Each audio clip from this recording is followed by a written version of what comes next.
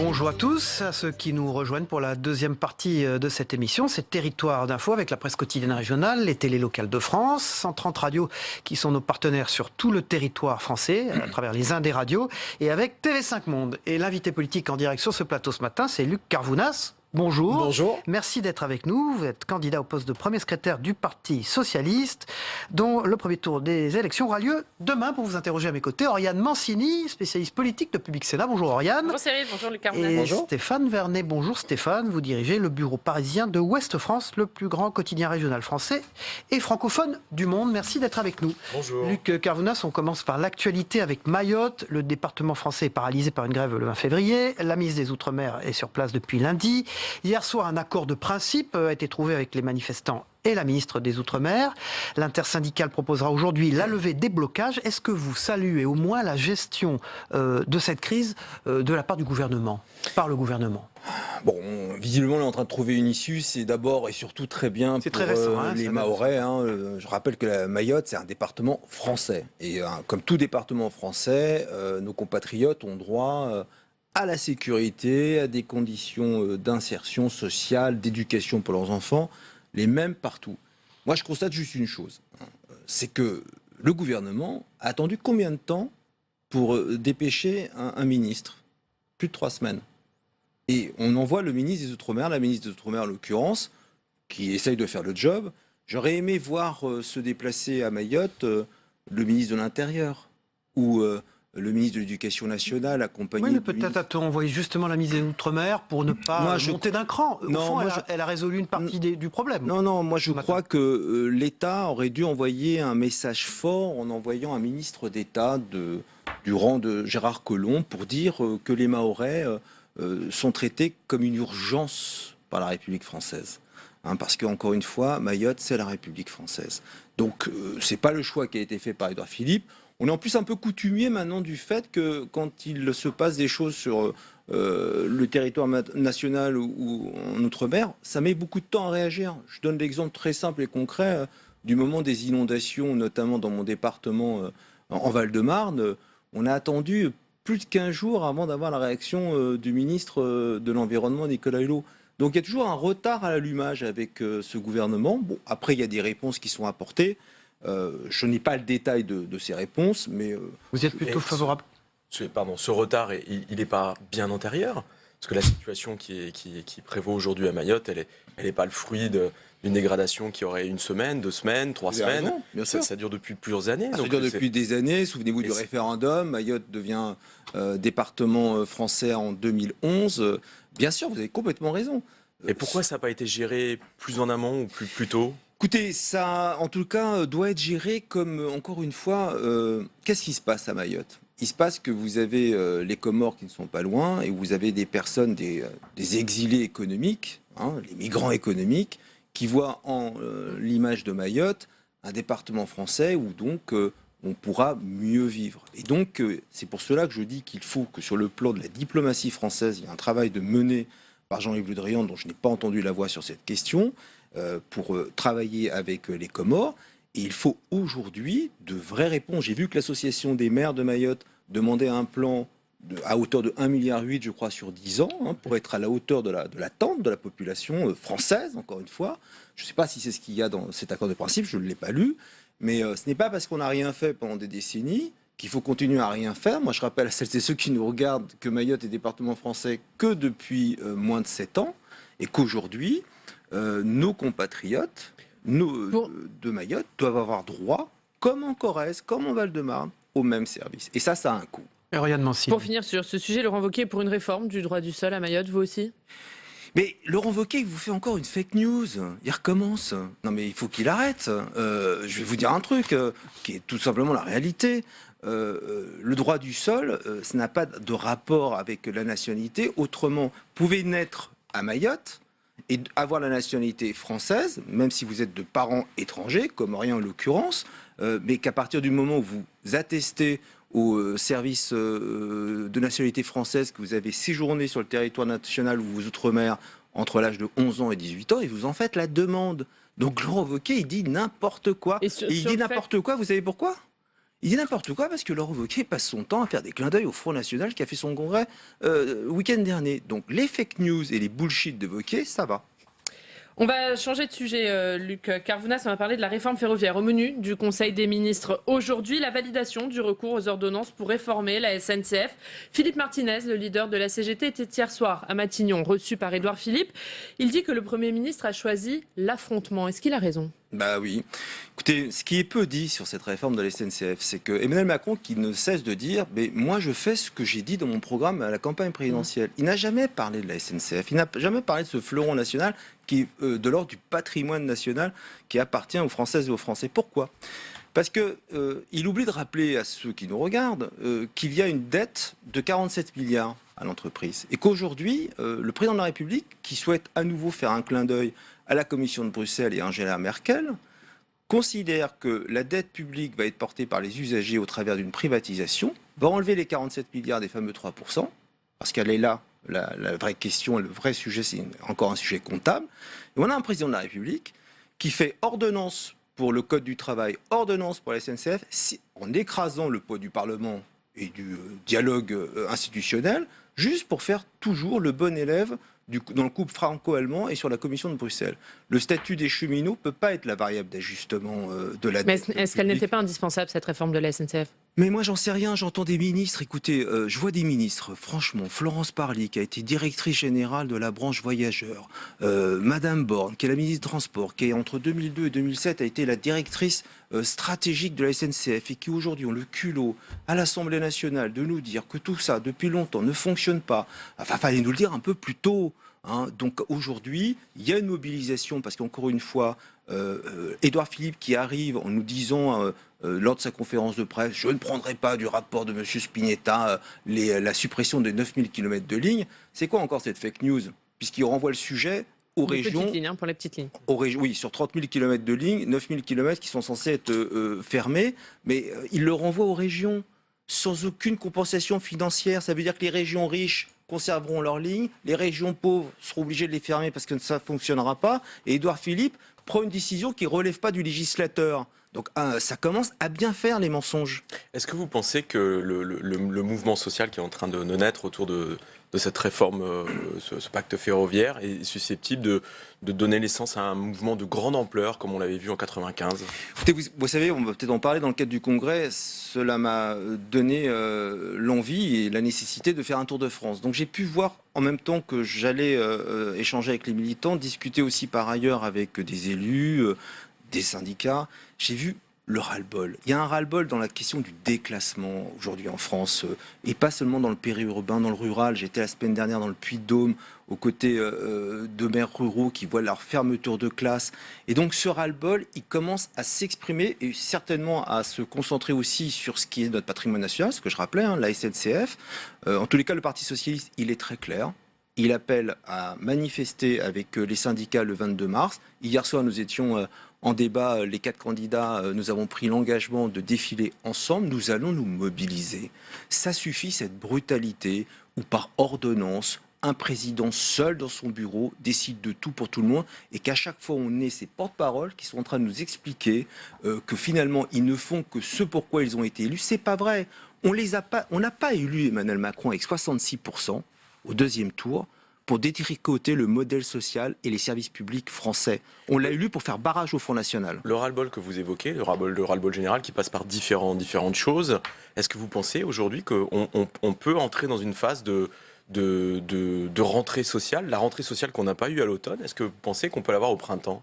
Écoutez, en tout cas, autour de ces questions-là que vous évoquez. Même nos retraités vont défiler demain, vous vous rendez compte? Alors les fonctionnaires la semaine prochaine, les retraités demain, les EHPAD. Qui sont les oubliés du ruissellement d'Emmanuel Macron, discuter avec ceux-là, vous verrez... Vous pensez que ce sont les oubliés? Il tient ses engagements de campagne sur ce point-là, Emmanuel Macron. Il avait prévenu qu'il allait demander des efforts aux retraités les plus aisés, c'est pas parce qu'une mesure injuste ceux qui est ont un revenu annoncée supérieur à 1 qu'elle 200 devient € par mois. juste une fois qu'on l'applique. De la même manière que c'est quoi cette histoire où le président de la République, finalement, il oppose les Français contre les Français, les retraités par rapport aux actifs, les fonctionnaires par rapport aux agents du privé, les agriculteurs par rapport aux cheminots. Est-ce qu'il n'est pas justifié de demander aussi des efforts aux retraités gagnant plus de 1 200 € par mois? Mais vous vous rendez compte de ce que ça veut dire pour un retraité qui gagne 1 300 €. Et aujourd'hui, moi je peux vous le dire, j'ai été maire d'Alfortville, et aujourd'hui nos retraités prennent en charge non pas seulement leurs conditions de vie à eux, mais très souvent les conditions de vie de leurs enfants et de leurs petits-enfants. Parce que leurs enfants et petits-enfants vivent aussi dans la précarité. Et le seul message que ce gouvernement envoie, c'est de dire aux retraités, vous avez cotisé toute votre vie quand vous étiez actif pour ceux qui étaient à la retraite. Maintenant que vous êtes à la retraite, je vous enlève votre pouvoir d'achat pour permettre aux actifs d'aujourd'hui d'avoir un meilleur pouvoir d'achat. Qu'est-ce que c'est que cette justice sociale ? Qu'est-ce que c'est que cette vision de la société ? C'est pas la mienne. Luc Carvounas, candidat au poste de premier secrétaire du Parti socialiste, est notre invité politique aujourd'hui en direct sur le plateau de Territoire d'Info. Édouard Philippe termine aujourd'hui, Luc Carvounas, les consultations des groupes parlementaires dans le cadre de la révision constitutionnelle, en recevant François de Rugy, le président de l'Assemblée nationale, et Gérard Larcher, le président du Sénat. Est-ce que ces consultations ont été utiles, selon vous ? C'est toujours utile quand est annoncée une révision constitutionnelle que les groupes politiques, les présidents soient reçus. Moi, j'ai été étonné le 30 janvier dernier quand Emmanuel Macron nous a tous invités pour son discours aux forces vives. Il ne s'est adressé ni au bureau de l'Assemblée nationale ni du Sénat, encore moins il n'a cité une seule fois le président de l'Assemblée nationale ou le président du Sénat qui était en face de lui. Donc c'est une drôle de conception d'accueil pour ses vœux. Bon. Une petite parenthèse, mais ça en dit long sur son rapport aux institutions, son rapport aux élus. Finalement, lui, il est là. Son mépris du Parlement, vous irez oui, jusque-là ? il y a un vrai mépris du Parlement. De toute façon, Emmanuel Macron, il n'aime pas les élus, il n'en a jamais été. Il n'aime pas le paritarisme, on l'a démontré dans le propos. Alors, vous étiez surpris ? Oui, non, moi, je vais peut-être vous étonner, mais en même temps, j'ai porté des travaux sur la question de la révision constitutionnelle. Moi, je ne suis ni contre une diminution du nombre de parlementaires. Je ne suis ni contre la proportionnelle. D'ailleurs, j'ai écrit dans un ouvrage que je souhaitais la proportionnelle intégrale. J'ai vu que Jacques Lang prenait cela aussi la semaine dernière. Et je ne suis pas pour le non-cumul dans le temps à 3 mandats, mais à 2 mandats. Donc vous voterez cette réforme ? Non. Voilà ce que je défends. Mais j'ai toujours défendu ces 3 sujets-là avec 2 autres, dont on ne parle jamais. Les moyens alloués au nouveau Parlement, tel qu'on veut le dessiner. On dit le périmètre, mais on ne donne pas les moyens. Pas très populaire, ça. Voilà. Oui, mais à un moment donné, c'est la démocratie. Et quel statut de l'élu, qui est toujours l'alpha et l'oméga de toute révision constitutionnelle, tout le monde le dit, mais personne n'en parle et personne ne le fait, pour pouvoir permettre à un instant T dans nos vies, à tout un chacun, de rentrer au nom de l'intérêt général dans une vie politique et d'en sortir sans se retrouver à la sortie de cette période sur le carreau, comme je le vois sur bon nombre de parlementaires et de ministres. Sénateur et député, vous êtes député, hein, vous avez exercé les 2 mandats. Et donc, moi, je suis favorable à cette révision constitutionnelle, mais j'ai mes 2 lignes rouges que je viens de poser. Je ne la voterai pas si on ne nous dit pas clairement au Parlement les moyens de fonctionnement d'un Parlement moderne, comme dans les pays anglo-saxons, et le statut de l'élu qui permettra, contrairement à ce que j'ai vu dans le cadre de la campagne des candidats de la République En Marche qui ont réintroduit par leur catégorie CSP++, le suffrage censitaire, à tous compatriotes, qu'ils soient ouvriers, employés ou cadres sup, de pouvoir un jour, s'ils le souhaitent, candidater, être député, mais sortir de cette vie politique pour retourner dans la vie professionnelle. Aujourd'hui, aucune passerelle n'est faite. Aucune. Un dernier mot. Et si on ne le fait pas, excusez-moi, on va tout simplement assécher le personnel politique au profit de la haute administration, mais c'est peut-être ce que veut Emmanuel Macron. Un dernier mot rapidement avant de passer au Parti socialiste. Le principe de l'inscription d'un article spécifique de la Corse dans la Constitution, vous y êtes favorable, vous ? Non, je l'ai dit, je n'y suis pas favorable, donc cette question a été tranchée, mais je n'y suis pas favorable. Le Parti socialiste, Stéphane Vernet. Donc demain, le vote des militants a lieu demain, pardon. Premier tour. Premier tour, vous êtes 4 candidats en lice pour le poste de premier secrétaire. Comment est-ce que vous voyez les choses tourner? Quels sont vos pronostics? Est-ce que vous êtes confiant à la veille du scrutin? Voilà, quand on est candidat, on n'est pas Madame Mirza, hein, j'ai pas de boule de cristal. Moi, je me bats pour être qualifié au 2e tour demain soir. J'ai commencé ma campagne depuis 6 mois et demi, je l'ai expliqué. Et vous êtes confiant? Forcément, sinon je ne fais pas de campagne. Après, d'une manière plus globale, parce qu'on va tous attendre les résultats, je pense que nous avons démontré que les socialistes, nous pouvions débattre sur le fond. Il y a eu beaucoup de choses de faites portées par chacun des candidats, moi en particulier. J'ai fait une quarantaine de fédérations dans mon Tour de France. Nous avons pris ce pari un peu risqué, mais qui modernise la vie politique française, tout en même temps de faire un débat public, alors qu'on nous dit complètement mort. 200 000 téléspectateurs. Nous avons fait ce choix de dire aujourd'hui, notre montada qui peut prendre du temps, elle passe aussi par là. Et je pense que tout le monde a compris que nous étions sur un débat de fond et pas de forme. Ce que je souhaite maintenant, c'est qu'il y ait le plus de participants possible demain soir. Combien, à votre avis? 102 000 militants sont appelés à voter. Vous tablez sur combien, vous? Quand vous voyez les dernières votations de janvier dernier, de octobre dernier, entre 21 000 et 25 000, je crois qu'on sera autour de 30-35 000. Mais si vous me donnez la possibilité, parce que j'ai vu hier un mail envoyé par la rue de Solferino aux 103 000 habitants, qui oublie l'essentiel, de dire, et je vais le dire ici à l'antenne, que lorsqu'on est un militant non à jour de ses cotisations depuis 2015, on peut demain venir voter en ne payant sa cotisation que de 2018, ce qui permet d'élargir le collège électoral. Donc merci de me permettre de le dire. Donc demain soir, moi ce que j'espère, c'est la plus grosse votation possible. On pourra nous dire toujours 30 000 au regard des autres congrès, c'est moins bien. Oui, mais 30 000 ou 35 000 au regard de ce qui est aujourd'hui le parti au pouvoir, La République En Marche, avec ses 400 000 adhérents. Je rappelle à celles et ceux qui nous regardent qu'ils étaient à peine 35 000 à voter pour leur statut l'été dernier. Donc, au regard de tout ça... Est-ce que vous redoutez des fraudes demain soir lors du scrutin ? En tout cas, j'ai apporté le débat dans les Bouches-du-Rhône avec Olivier Faure, parce qu'il y a un vrai risque là-bas. Nous avons été alertés l'un et l'autre par nos mandataires départementaux. Bon, j'ai constaté que le Bureau national des adhésions était allé sur place vendredi. On nous a dit qu'il y avait eu des mesures de prise.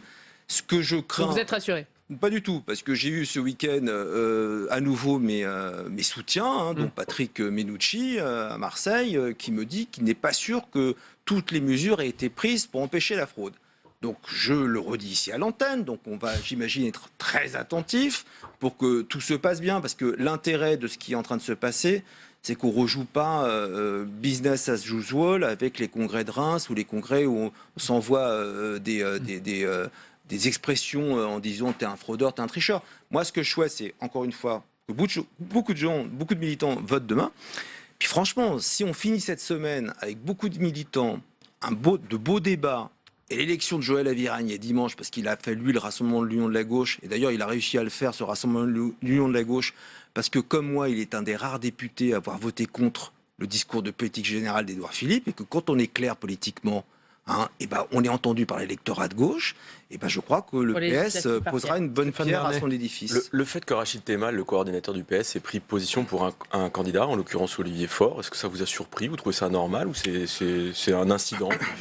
Non, c'est pas un incident. Je trouve que ce congrès a changé un peu les... On s'attendait quand même à une certaine neutralité de sa part. C'est pas on s'attendait, il fallait une neutralité. Alors, qu'est-ce qui vous avez bien vu qu'on a changé un peu les pratiques dans ce congrès.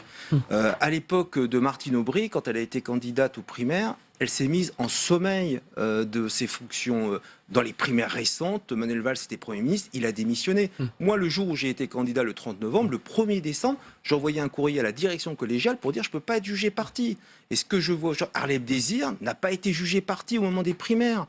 Et là, je vois, et je regrette, parce que Rachid Temal a fait un bon boulot de coordinateur, de venir un peu gâcher la fin de son travail en sortant de sa neutralité. C'est une faute politique ? C'est une erreur politique de sa part. Il aurait dû rester neutre. Aujourd'hui, jusqu'au 29 janvier, qui va s'exprimer? Le coordinateur, le soutien d'Olivier Faure, comme je disais d'ailleurs, que Olivier Faure aurait dû lui aussi se mettre en retraite de sa fonction de président de groupe, pas de démissionner. Il n'a pas réussi à préserver l'unité de ce groupe quand même, Olivier Faure, pendant cette campagne. Vous étiez 3 députés candidats. Excusez-moi, je crois qu'on l'a tous réussi. C'est pas une personne en particulier, c'est que les 3 députés, on était 4 avec Delphine Batho, on a souhaité avec une intelligence collective que le Congrès ne vienne pas dans nos travaux au groupe.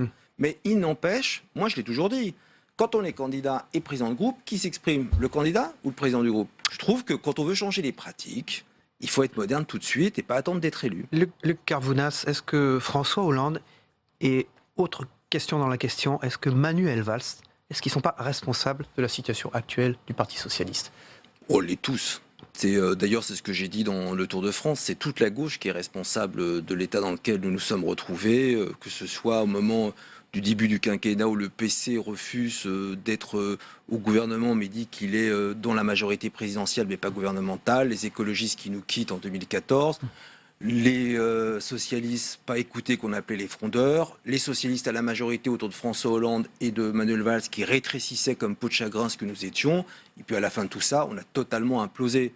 Donc c'est toute une génération qui a failli, et non seulement elle a failli, mais en plus elle est partie, elle nous a laissé en plan. En 69, quand Defferre il faisait 5%, la génération de l'époque, elle s'est retroussée les manches, et elle a fait Épinay, François Mitterrand en 80. Aujourd'hui, non seulement cette génération-là a failli, nous a quittés, et en plus c'est à nous maintenant de reconstruire, c'est ce qu'on va faire. Luc Carvounas, candidat au poste de premier secrétaire du Parti Socialiste, qui a été sénateur, qui est député, lequel des deux? Ah non, c'est trop dur. Les deux fonctions sont éminemment importantes, et en tout cas, je suis le seul sénateur à être devenu député, et du coup, je suis le seul député à être un défenseur ardent du Sénat. Merci beaucoup. Luc Carvounas, candidat au poste de premier secrétaire du Parti Socialiste. L'élection, en tout cas le premier tour, aura lieu demain. Voilà, on passe au débrief de vos propos dans un instant. Merci.